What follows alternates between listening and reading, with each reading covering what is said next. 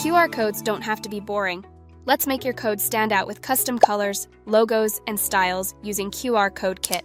After creating a QR code, the pop-up to customize it will open. Starting with the logo section, you can click Upload to upload your own. In the QR Design section, you can choose a template or click More to customize it. In the Frame section, you can select one, choose its color, and enter your own call to action. Click More to view all frames available. In the Body section, you can select a QR code body pattern and choose its color and background. Click More Options to view all body patterns available and customize the QR code even further, including its corners.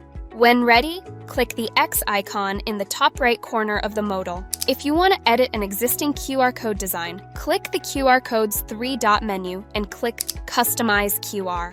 A custom QR code grabs attention. Make it match your brand.